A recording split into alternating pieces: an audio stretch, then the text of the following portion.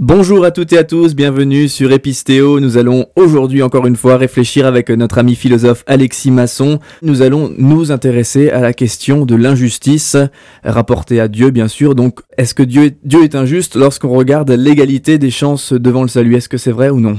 D'abord, on obtient le salut par la foi, mais évidemment ça suppose de connaître Dieu, de connaître au moins son nom.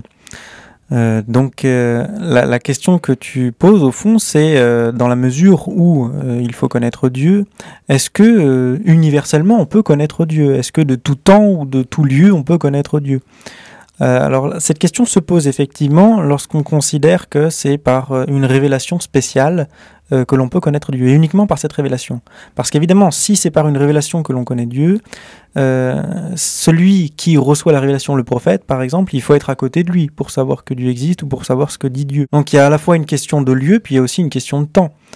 Or, c'est faux. La Bible le dit, par exemple en Romains 1, 18, 21, il est écrit très clairement que c'est par la raison en tout cas, c'est une des voies d'accès à Dieu, c'est une des voies par lesquelles nous pouvons connaître Dieu.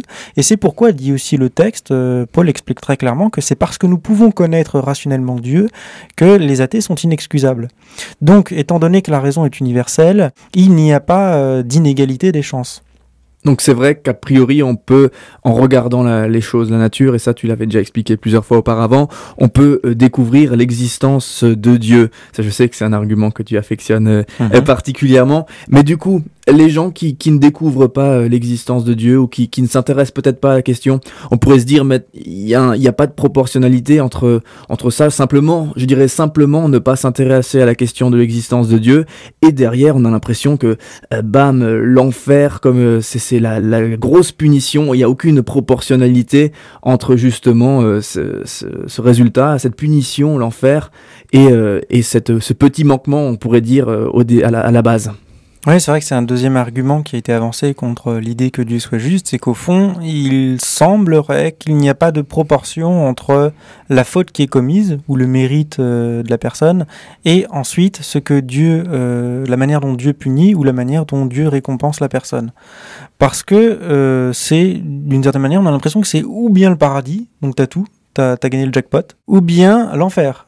Et il n'y a pas de proportionnalité entre les deux, il n'y a pas de graduation, c'est ou bien t'es super gagnant, ou bien t'es super perdant. Alors évidemment, le concept de justice nécessite qu'il y ait une proportionnalité. On ne punit pas de la même manière un homme qui vole qu'un homme qui tue, ça va de soi. Un juge qui jugerait de la même manière un homme qui vole et un homme qui tue, on le dirait injuste. Eh bien, je rappelle quand même que cette conception qui consiste à dire que c'est ou bien l'enfer ou bien le paradis, elle est fausse. Et Jésus le dit lui-même.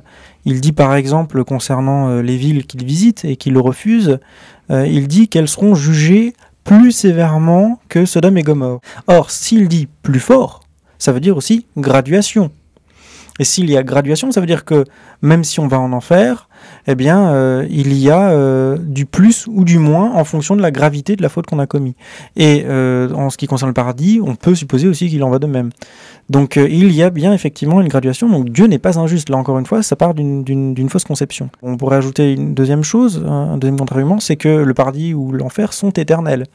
Et que à partir de là, quand bien même on aurait fait une petite faute, le fait de subir un petit sort, imaginons, sur une durée infinie, puisque beaucoup se représentent l'éternité comme ça fait mal quand même, hein, et il y a une disproportion entre la durée infinie du sort que je subis avec la petite faute que j'ai commise. Là encore une fois, c'est une fausse conception parce que on va dans une dimension qui est atemporelle, c'est-à-dire sans durée.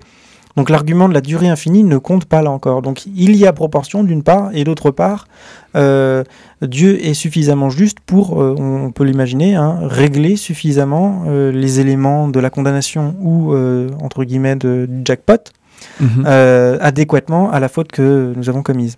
Alors c'est vrai qu'un Dieu juste qui donne la juste contrepartie, on dirait, à nos actes, ça on l'imagine sans problème. Mais du coup, si on introduit la question du pardon, donc le pardon de Dieu qui justement efface un peu nos actes et vient remplacer tout ça justement pour toucher le jackpot, c'est le principe.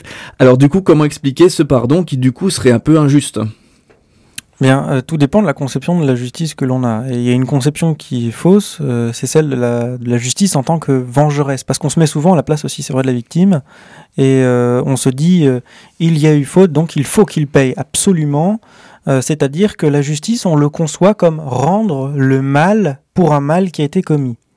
Or, la conception de la justice qu'ont les juges, et c'est justement pour ça que les juges ne doivent pas être influencés par la vindicte populaire. Et la conception de la justice, telle qu'on la trouve dans la Bible, qui sont les mêmes, sont pas une conception de rendre le mal pour le mal, mais au contraire de vouloir favoriser le bien. Qu'est-ce que ça veut dire ? Ça veut dire que, par exemple, lorsqu'un automobiliste fait pour la première fois une faute, qu'il confesse devant le juge « je vais changer d'attitude, je suis vraiment désolé, pardonnez-moi », eh bien, le juge lui met une peine qui est moins sévère que s'il ne l'avait pas fait. Pourquoi ? Parce que, justement, la justice a accompli son rôle. La justice a pour but de promouvoir le bien. C'est pas de rendre le mal pour le mal, c'est de promouvoir le bien. Donc, en fait, d'une certaine manière, si la justice rendait le mal pour le mal, elle ferait que de multiplier les maux et elle servirait à rien. Or, Dieu est un Dieu de bonté avant tout, et ce qu'il veut, c'est promouvoir le bien. Donc, si le méchant, imaginons, on va dire cela comme ça, pour reprendre les termes un peu d'Ézéchiel, dans le livre d'Ézéchiel, si le méchant change d'attitude, Dieu est content. Et donc Dieu ne va pas le punir, il le pardonne. Et il faut vraiment relire le livre d'Ézéchiel, à mon avis c'est très important, parce que là on a vraiment l'énonciation du concept de ce que c'est que la justice pour Dieu. Et Dieu dit très clairement, d'après le prophète Ézéchiel, dit très clairement que ce qui compte pour lui, c'est pas de punir. La punition, au fond, il s'en fout, Dieu. Ça sert surtout de dissuasion, c'est-à-dire qu'il ne faut pas inciter au mal. Mais si le but, c'est qu'il y ait justement adéquation de notre comportement à la justice et à la bonté. Donc si on est bon, ou si après un mal, on se repent de notre faute et on accepte de changer d'attitude, bah pour Dieu, c'est tout bénef. C'est ça le concept de justice au fond. Et c'est celui qui est aussi bien partagé par nous, humains, dans nos institutions judiciaires, que par Dieu. D'accord. Donc là, effectivement, il n'y a pas d'injustice de la part de Dieu, mais le dernier exemple qui, je pense, pose une interrogation pour beaucoup de personnes, c'est le cas quand même de Jésus. Jésus, donc la personne sans faute, qui est sacrifiée pour les pécheurs, pour les gens qui ont fauté, justement pour que ces gens-là puissent retrouver la liberté et puissent se diriger vers Dieu. En gros, c'est ça l'idée, donc le sacrifice du juste pour les méchants, si on veut caricaturer, quoi. Et donc ça, est-ce que ça serait pas une injustice au final de Dieu ? Pourquoi ça ?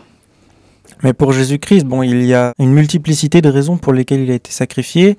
On ne peut pas la réduire uniquement à celle-ci. Je pense qu'il faut quand même légèrement les évoquer. Il y a notamment le fait que Jésus devait servir d'exemple, d'obéissance, c'est-à-dire être prêt à aller jusqu'à la mort pour qu'il soit vraiment un exemple, c'est-à-dire aller jusqu'au bout, au maximum. D'autre part, sa mort devait servir à la création de l'Église. Dit Paul dit que le sang du Christ a servi à acheter l'Église. Donc il y a ces deux raisons. Alors si on se fixe uniquement sur cette raison, ce qu'on appelle la substitution, en théologie on appelle ça la substitution, c'est-à-dire que Christ est mort à notre place. Il nous a substitués. Eh bien là encore une fois, il y a une explication qui permet de comprendre et qu'on trouve encore une fois chez nous. On trouve ça tout à fait normal quand c'est nous qui le pratiquons. Par contre, quand c'est le christianisme qui le dit, on trouve ça débile. Franchement, il faudrait quand même accorder nos violons. Alors pourquoi ? Bien tout simplement parce que c'est le concept de responsable ou alors le concept de personne morale. C'est-à-dire que lorsqu'il y a une collectivité de personnes, un ensemble de personnes, et qu'il y a une personne à leur tête, eh bien c'est celle-ci qui est responsable de ce que font les autres. C'est valable pour un chef politique, c'est valable pour un chef d'entreprise, c'est la même chose aussi pour une équipe sportive. Des fois, le 11 marche mal, donc on vire l'entraîneur, etc. Eh bien là, c'est exactement pareil, c'est-à-dire que Christ a accepté d'être roi d'Israël et souverain sur tous les pécheurs, afin qu'il soit notre responsable, et en tant que tel, c'est lui qui se retrouve à être jugé. Donc c'est pour ça que ce concept-là a aussi une implication pour nous, il a un sens aussi pour nous. Je donnerai juste un exemple, moi qui est frappant pour moi, c'est Jospin, qui d'une certaine manière est sacrifié en 2002 lors de l'élection présidentielle, c'est-à-dire qu'il accepte l'entière responsabilité de l'échec du PS, alors qu'on sait très bien qu'il n'est pas responsable, c'est pas lui qui a fait perdre le PS, il y a aussi la multiplicité des partis à gauche qui sont présentés, etc. Il y a de multiples raisons. Mais Jospin a dit « je me retire de la vie politique ». Bien d'une certaine manière, ce sacrifice de Jospin, c'est une post-figuration, on pourrait dire, une image de ce que le Christ a fait pour nous. Et si on trouve louable l'attitude de Jospin, si on trouve que c'est un acte courageux et un acte tout à fait louable, eh bien je vois pas pourquoi on ne dirait pas de Christ aussi que c'est un acte tout à fait courageux et tout à fait louable, d'autant plus que l'acte de Jésus-Christ, au fond, est infiniment plus grand que celui de Jospin. Merci Alexis, tout simplement, pour ces explications. Dieu, a priori, nous semble donc juste au vu de ces différents éléments.